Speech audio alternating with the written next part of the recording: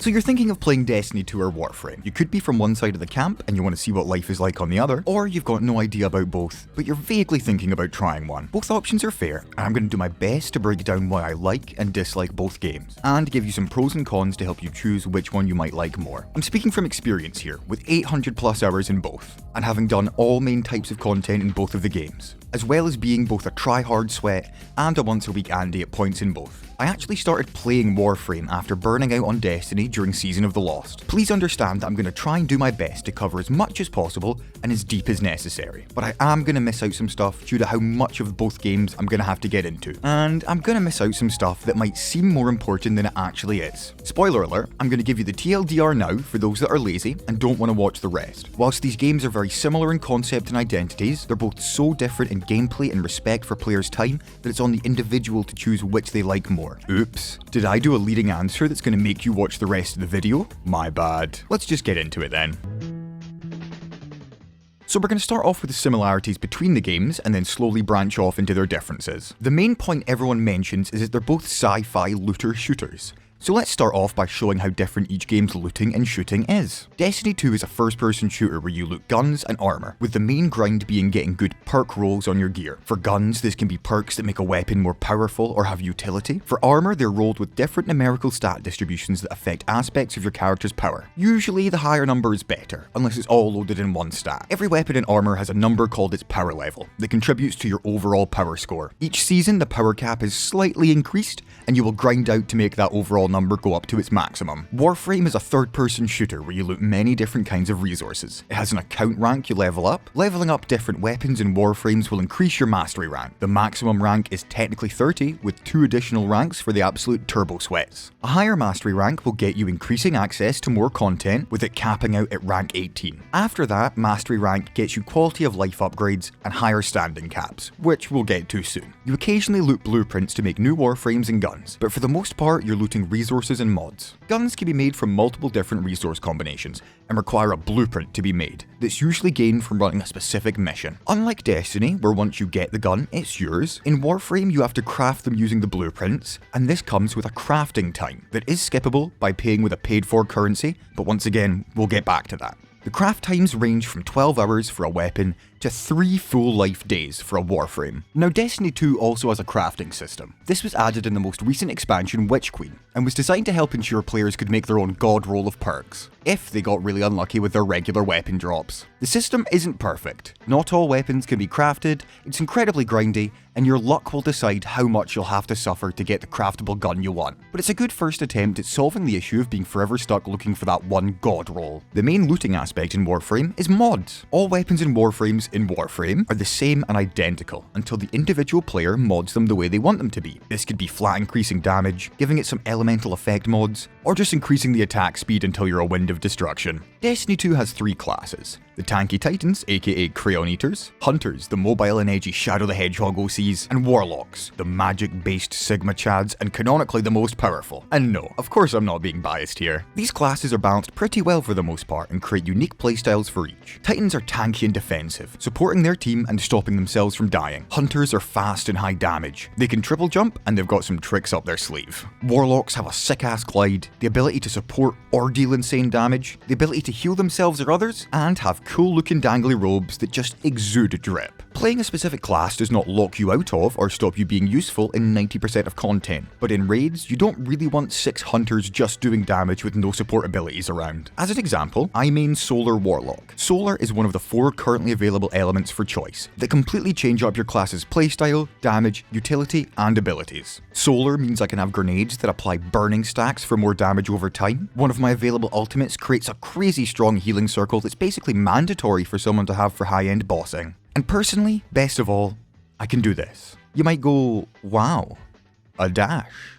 That's kind of boring. Do you understand how many times this dash has saved my life? Mobility in Destiny can be lacking in some aspects. But this dash is why I play my main class, and why I sit and cry over the fact that we used to have 2 of them. Okay, that's enough of me talking about Icarus Dash. Let's talk about Warframe's gameplay, and how that compares. In Warframe, you play as a Warframe, ancient killing machines. Each one is unique and has a different playstyle, but some of the older ones really show their age in terms of mechanics or not fitting in with the current meta. There are 51 Warframes at the time of writing, so I can't really get into them all, but let's get into a couple of my favourites. First up, we have Goss. Goss goes fast, like real fucking fast. Mesa Prime, just look at that shit. This character's abilities could make fart noises and do nothing else, and I'd still play them just because they look that cool. And finally, we have Octavia, my main and my go-to character for content I can't be asked actually playing. Her first ability creates an orb that aggroes enemies. When the orb is shot at, it makes the enemy take increasing damage. Her second ability sends out a rollerball that plays music, taunting enemies, and attaches to the rollerball, meaning the enemies are taunted by it, shoot it until they damage themselves, get annoyed by damaging themselves, so keep shooting it, on and on until they're dead. Her third ability gives varying buffs, but the main one is complete invisibility, and her ultimate just boosts the damage for everything inside a specific area. With these 4 abilities, you can create a taunting, damage-reflecting decoy that roams around and kills things for you, whilst you have the ability to be invisible and take 0 damage. Yup, sounds like an Octavia Chad moment. But did I mention that the ball plays music, and that music can be edited by you? You can compose custom music or copy a classic tune with this mechanic that's exclusive to this Warframe.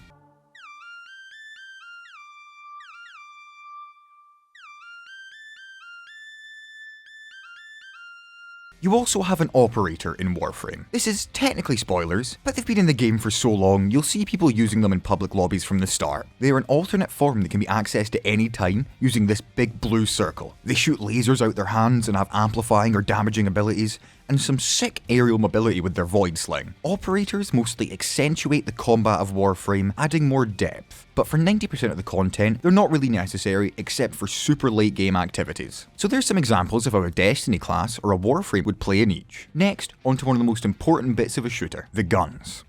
Guns in Destiny are its main thing, it being a first-person shooter and all. You've got all rifles, you've got hand cannons, you've got whatever the fuck this thing is. My personal favourite is single-shot grenade launchers. There are many more weapon types and variants, but there is literally too many things for me to cover, so let's keep pace until I get distracted again. The guns in Destiny are either regular ammo, special ammo, or power ammo. Aside from power ammo weapons, which you can only have 1 of, you can mix and match special and normal ammo, or have 2 of both if you're feeling brave. No one's telling you that you can't use 2 special ammo shotguns, but you'll be desperate for ammo unless you've got a specific build for it. Gear in Destiny comes in 4 different rarity colours. The only ones we care about are purple and yellow. Purple is legendary, and you'll be using these 90% of the time. Yellow is exotic, and they tend to be pretty rare when you're starting out. But once you have a few in your collection, you'll almost always be using one in one form or another. Legendary gear, aka purples, roll randomly, meaning that the perks the guns roll with and the numbers the armors roll with are random. The main grind in Destiny is getting guns with good rolls and armor with high stats, so you can become a more efficient killing machine to get guns with good rolls and armor with high stats. Exotics are one-of-a-kind, uniquely made guns or armor that have a crazy perk or gimmick, and you can only equip 1 exotic weapon and 1 exotic armor piece at any time because they're that strong. As an example of some of the exotics I like, my favourite exotic at the moment is Jotun. It's a big toaster that fires homing blasts at enemies and blends really well with my solar playstyle. Or, to be honest, I get to use a very powerful gun that without having to think. My favourite exotic armor piece has to be Transversive Steps, which increases sprint speed and also reloads your magazine for you after a couple of seconds of sprinting. This one is useful because I tend to run 2 single-shot grenade launchers as my main weapons, and let me tell you that grenade launchers reload slow on their own. Also, if there's any fellow fighting lion chads out there, I see you. We might have been fucked with the ammo update changes, but we'll bounce back. We always do. For armor, there's also mods. Every bit of armor has mod slots. You have a variety of mods in Destiny. Some of them are increasing armor stats, reload speed for specific weapon archetypes, health or damage boosts, or utility mods. Every single bit of armor in Destiny can be enhanced to be masterworked. Masterworking armor means that it gains a +2 bonus in every single stat and gets this really cool looking border around it. This also increases the amount of mods that you can put on the armor. Now the guns in Warframe are static blank slates. They each have their own base stats and characteristics, but my Exceltra assault rifle is going to be exactly the same as someone else's if it's just been made. The main difference is modding.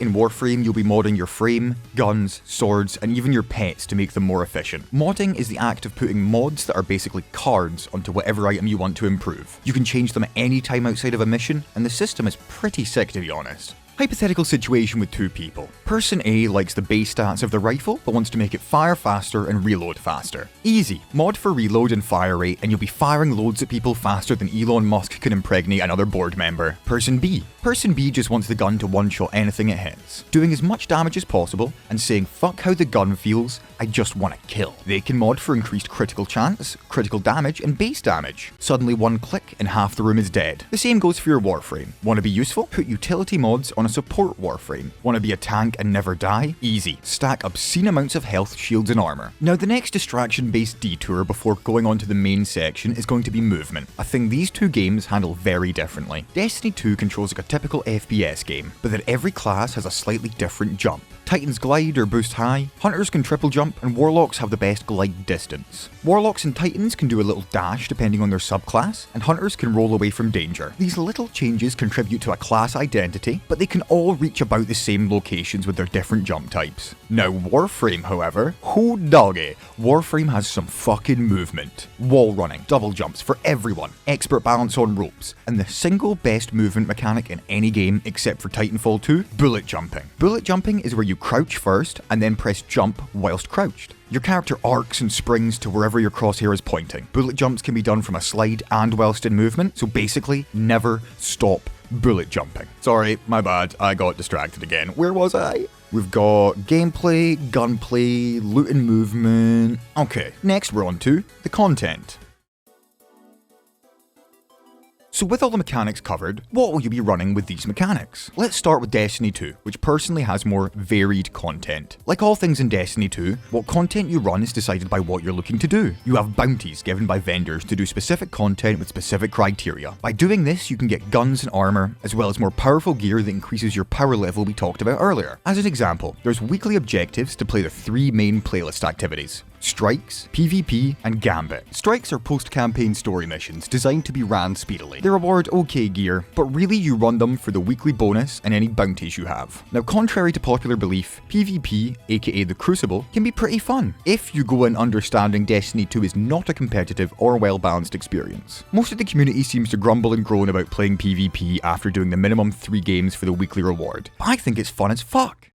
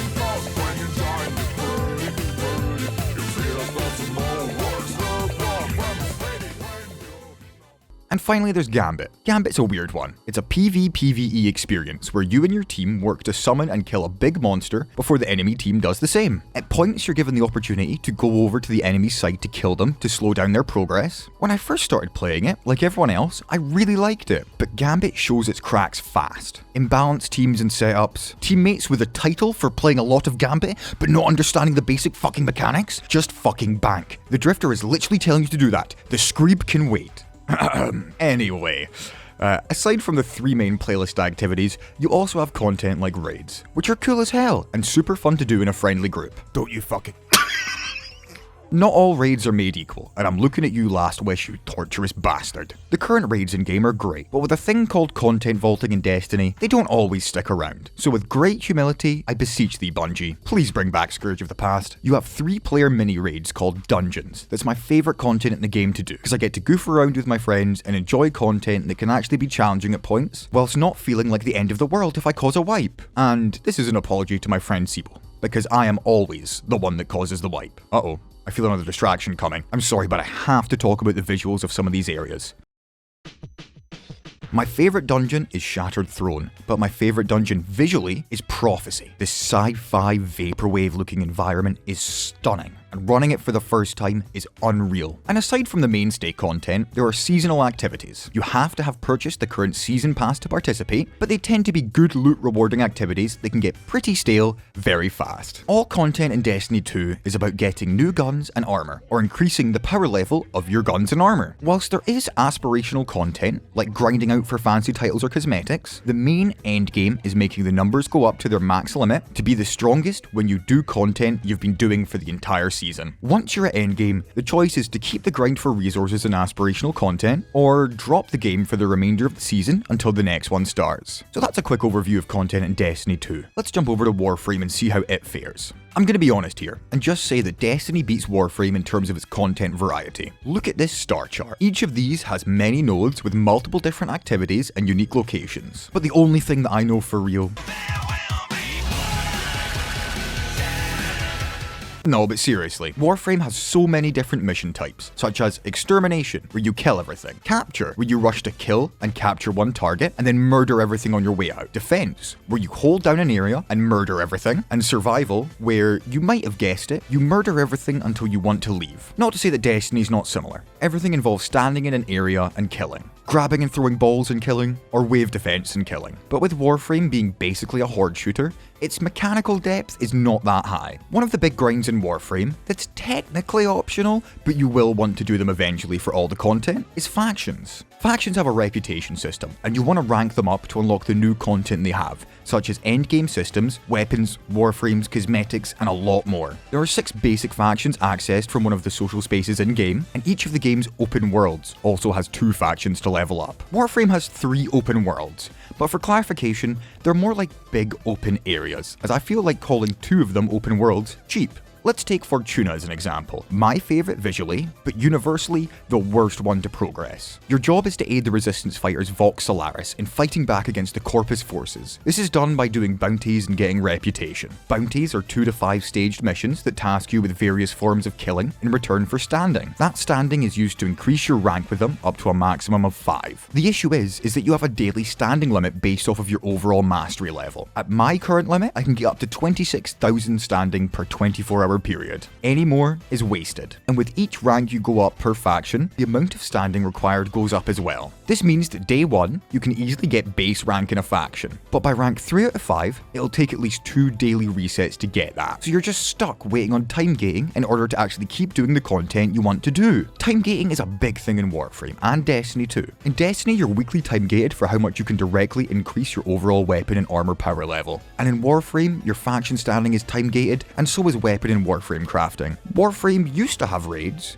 but they got removed due to not being the best and that not many people played them. But with a renewed community interest, it seems like they'll be coming back in some form in 2023. Once you beat every level in the star chart, you unlock the Steel Path, which unlocks the ability to toggle to a harder version of the star chart that adds a flat 100 level increase to all enemies as well as bonus modifiers. For increasing difficulty, you'll gain 100% increased mod and resource drop chance, as well as endgame resources just for doing the content. This stuff isn't mandatory for a long time, and it's mainly just for squeezing out an extra 10 to 30% increase in strength for your guns and frames. Endgame in Warframe is kind of whatever you'd like it to be. There's the mastery rank you'll be increasing, but there's no definitive endgame activity. You can grind for unique cosmetics, niche guns and mods to make you stronger for content that you've already been doing. It's more of a collect it all or collect what seems cool to you thing. There is no major incentive to becoming max mastery rank in Warframe, other than the prestige of being known as a legendary rank above 30. While you could sweat out Steel Path, people only really do that if they're there grinding out a specific resource. Let's summarise this, shall we?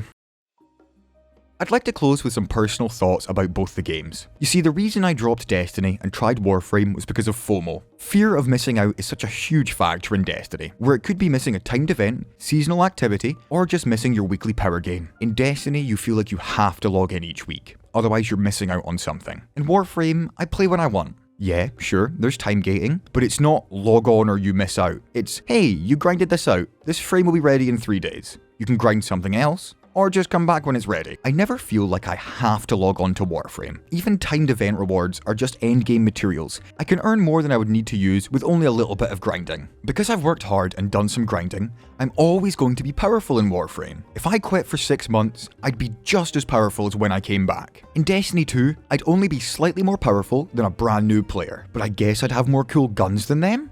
Destiny's seasonal power grind creates burnout, even for intermediate and heavy grinders. Warframe has grinds that cause burnout for sure, but they're not mandatory and basically optional. Destiny has Eververse, the in-game cosmetic store with 2 currencies, Bright Dust, which is earned, and Silver, which is bought. While it's nice that you could earn some store cosmetics, the cosmetics are on a FOMO weekly rotation unless you use the paid-for currency, and you get a pitiful amount of Bright Dust, which creates rationing and planning for your spending. In Warframe, there's Platinum, the paid-for currency, but the thing about Platinum is it can be traded between players. Warframe has a huge player trading scene for cosmetics, Warframes, and endgame mods. In my 800 plus hours of Warframe, I've bought about £40 worth of Platinum, and I don't need to buy any more. Because I'm an endgame player, I have access to grinding out the best items and mods, that I can then sell to other players for paid-for currency. I feel rewarded for playing the game, and if I choose to buy a fancy cosmetic pack, it's because I'm choosing to support the developer and their amazing choices. I've spent way more than £40 on expansions for Destiny 2, and what I got in return was not guaranteed to stay forever with sunsetting. During the process of writing this video, they said after the newest expansion, there will be no more expansion sunsetting, which is great. Seasonal content will still be sunset, which makes sense to keep down content bloat, but unfortunately, I don't trust like that anymore with Bungie. Over £200 worth of content I paid for is gone. Guns that I grinded hours for were sunset without so much as a reprisal. I've come across as heavily negative towards aspects of Destiny 2, but this is only because I love the game so much. I still keep up with the story, I play the dungeons with my friend, its core gameplay is unmatched in the looter-shooter space, but I just don't want anyone that tries it to not be aware of the pitfalls that could come with the game. I played Season of the Plunder, and I'll try Season of the Seraph, but for me, Warframe respects my time more. I hope this has been a help for anyone thinking about playing one of the games. In spite of my pros and cons about both, I still play both, and I still think both are 100% worth trying out if you like looter shooters. I just hope whichever one you try, problems that I've explained are gone or at least mitigated. But that's all from me. I've got RuneScape raids to grind out, so instead of doing that, I'll be standing at the bank doing nothing instead of raiding. Thank you for watching.